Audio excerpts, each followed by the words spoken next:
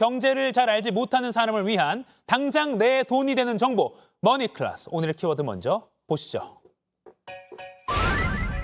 이것 조심 안 하면 연말에 가난해진다. 11월도 절반이 지났습니다. 벌써 백화점에는 대형 크리스마스 트리가 설치됐고요. 캐롤도 이렇게 나오면서 연말 분위기 물씬 나고 있죠. 이런 분위기에 휩쓸려서 올 한 해 고생한 나에게 선물을 해주자라는 생각도 들고요.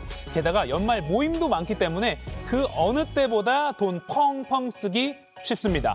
하지만 이때 정신 제대로 안 차리면 내년에는 가난한 한 해를 보낼 수도 있다라고 경고하는 목소리도 있습니다. 연말 소비 왜 조심해야 하는지 오늘도 경제교육 제대로 받아보겠습니다.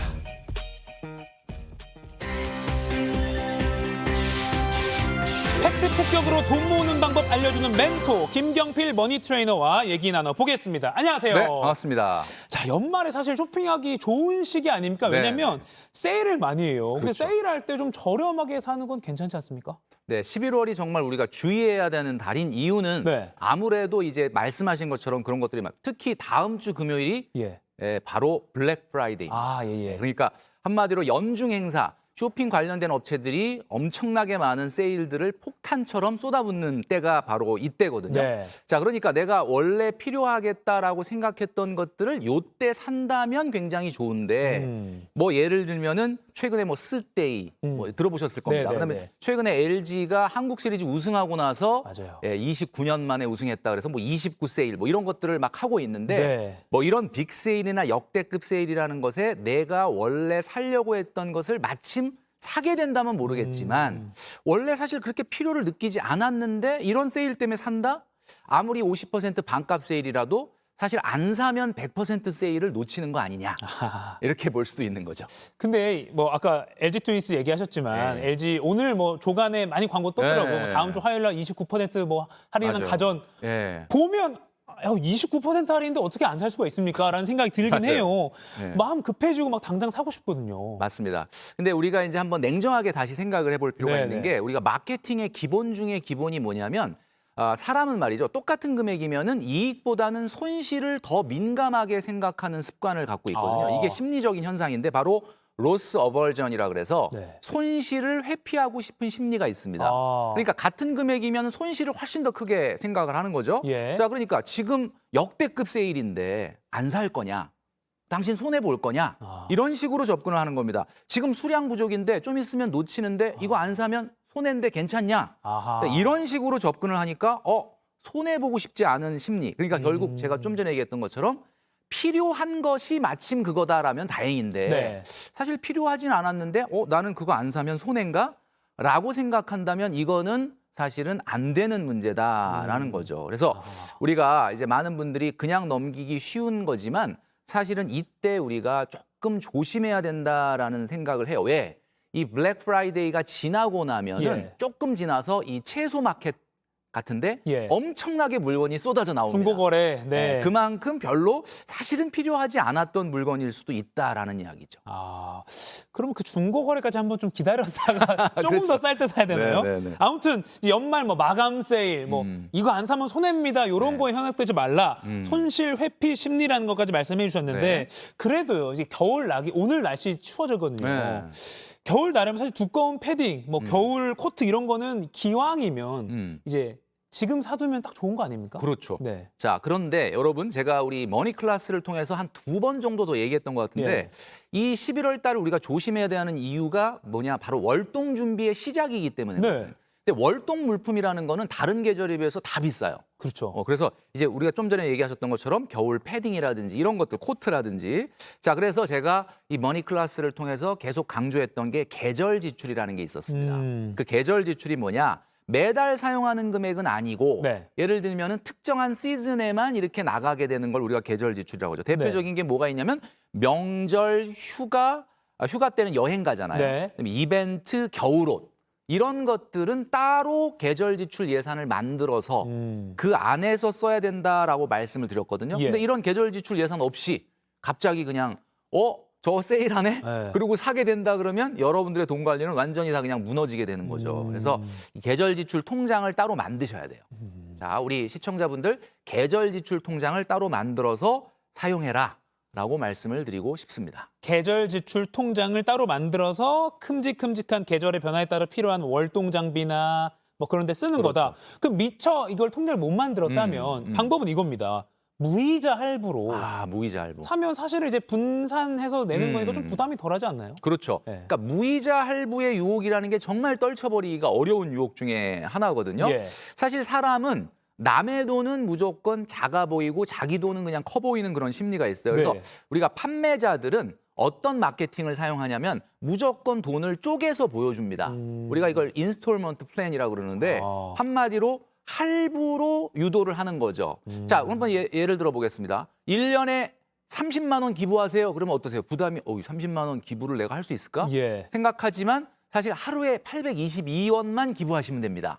이러면 느낌이 어떠세요? 좀 할만한. 할만하네. 네네. 그게 1년에 사실 30만 원이거든요. 아하. 우리가 정수기 같은 경우도 29,000원이면 됩니다. 렌탈료. 굉장히 싸 보이는데 네. 5년 내면 174만 원. 기계 사고도 남아요. 그러니까 이렇게 판매자들은 조각조각 쪼개서 보여주는 것이 기본인데 네. 우리 소비자 입장에서는 물론 그 금액도 좋지만 한번 토탈로 생각해보는 지혜가 필요하다. 무조건 무이자 할부에, 그러니까 예를 들면은 무이자 할부를 했다면 네. 우리가 한번 그림을 보시는 네. 것처럼 자 100만 원짜리 코트를 샀는데 100만 원이 부담돼서 5개월로. 5개월로 무이자 할부 너무 괜찮죠? 네. 자 그런데 그렇다면은 20만 원씩 5달을 내야 되니까 다음 달 예산에서 20만 원을 차감하는 시스템이 필요합니다. 근데 이걸 내가 그냥 카드로 긁고 나서 그 다음에 다음 달에도 똑같은 예산을 쓰시면 안 되는 거죠. 자 그러니까 월 할부 금액만큼 소비 예산에서 빼는 것이 좀 필요하다. 네. 그러니까 사놓고 할부니까 괜찮아라고 하기 쉬운데 그게 아니라 다음 달에 그럼 다음 달 20만 예산에서 원만큼 20만 덜 원 써야 되는 거죠. 덜 써야 되는 거죠. 그렇죠. 네, 그 개념을 여러분들이 기억하시면 될 것 같아요. 네. 항상 이 정신 무장을 시켜주는 네. 김경필 머니 트레이너가 지금 얘기하고 있습니다. 근데 아까 그 기부는 사실 사례로 든 것이지만 네. 할 수 있는 사람은 기부를 많이 그렇죠. 하면 참 좋은 기부는 거죠. 할 수 있으면 좋죠. 네. 근데 필요해서 무이자 할부로 사야 한다면 그럼 지출 관리는 아까 말씀하신 대로 다음 달에는 달에? 그만큼 덜 쓰는 게 그렇죠. 있을 것이고 네. 또 어떻게 좀 관리를 하면 좋을까요, 지출은? 네, 일단 우리가 기본적으로 봤을 때 네. 아까 계절 지출 통장을 말씀드렸잖아요. 네네. 이렇게 예산을 세워놔서 한다는 것 자체가 네. 어떻게 보면은 굉장히 우리가 더 불필요한 지출을 안 할 수 있도록 예. 막아주는 그런 상황이 될 수가 있는 거고 네.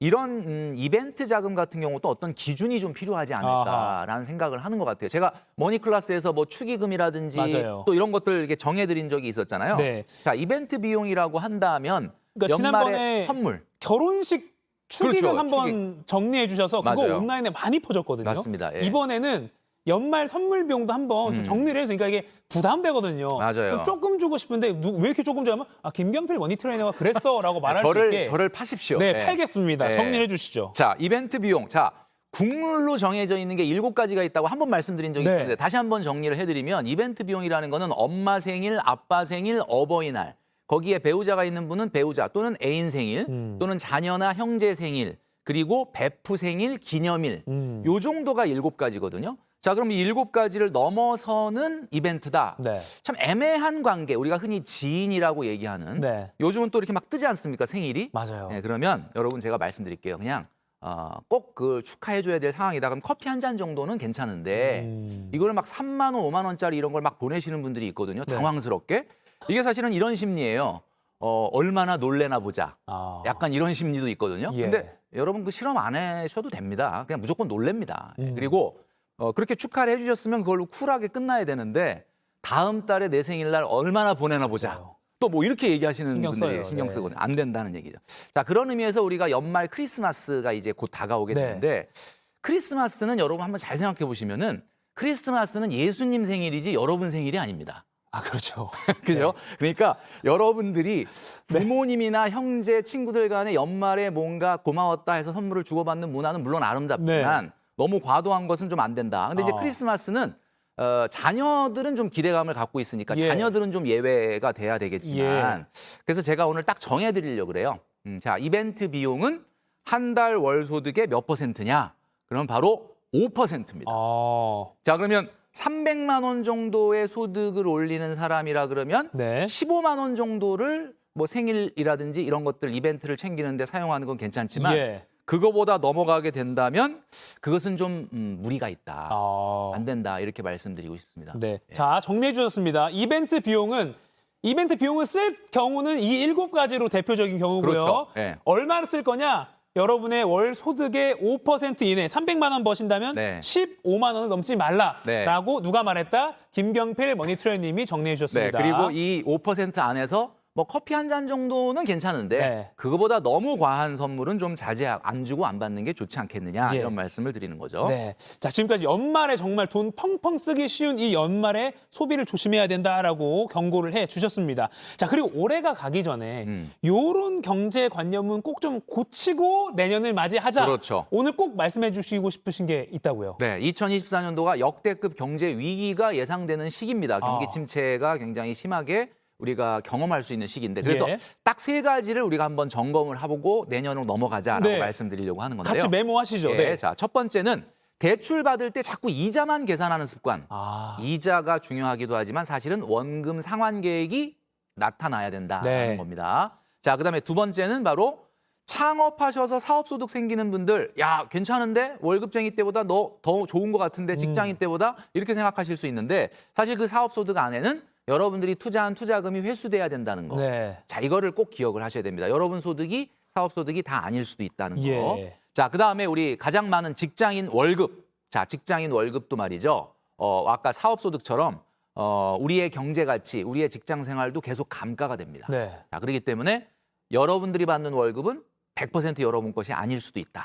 이것의 그리고- 일부는 저축을 통해서 아. 우리가 보전을 해야 된다라고 하는 부분을 말씀드리고 싶습니다. 그리고 물가가 오르니까 월급이 올라가더라도 그렇습니다. 이게 예. 오른 게 아닐 수도 있는 그렇죠. 게 실질 있잖아요. 임금은 사실 올라간 게 아닐 수가 있죠. 예. 우리가 올해 2분기 가구 평균 소득이 479만 3천 원이라고 하는데 네. 사실 요거 2006년 이후에 가장 최대치로 감소한 숫자라고 얘기하거든요. 네. 그게 좀 전에 말씀해 주셨던 것처럼 인플레이션 문제 때문에 네. 그렇다라고 볼 수가 있는데 네. 이 3가지 그리고 특히 우리 직장인들 같은 경우는 내가 받는 소득의 일부는 내가 경제 가치가 계속 감가되는 것을 보완해야 되는 저축으로 보완해야 되는구나라는 것을 기억하시고 2024년도에 좀 들어갔으면 좋겠다라는 말씀을 드립니다. 네, 마지막으로 요 3가지 중에 2번 하나만 추가 질문을 좀 드리겠습니다. 네네. 그러니까 이제 뭐 창업 내년에 뭐 카페를 차려볼까, 프랜차이즈 하나 가맹점 해볼까 이렇게 고민하신 분들도 있기 때문에 네. 여쭈면 예를 들어서 1억 원을 투자했어요. 네. 그럼 이게 사업소득이 진짜 내 돈일까라고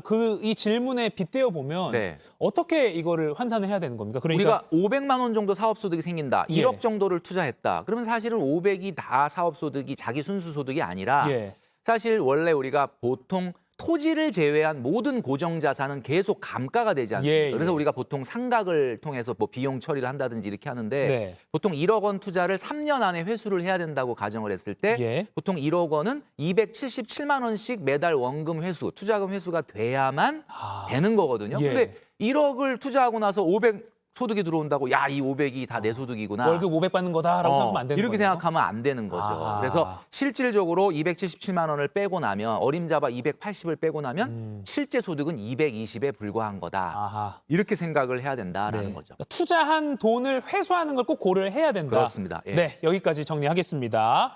자, 오늘도 합리적인 지출을 위한 정신무장 제대로 같이 해봤습니다. 마무리하기 전에요. 오늘도 2분 뽑아서 영화 예매권 2매씩 드리는 퀴즈 나갑니다. 요거 상품 타가시면 어떻게 보면 돈 아끼는 겁니다. 자, 이익보다 손해를 싫어하는 심리를 일컫는 말입니다. 광고에서요, 한정 수량, 안 사면 손해 같은 말로 구매를 유도하는 것도 바로 이 심리를 이용한 겁니다. 손해보기 싫어하는 심리죠. 무엇일까요? 1번 위험 회피, 2번 손실 회피, 3번 책임 회피.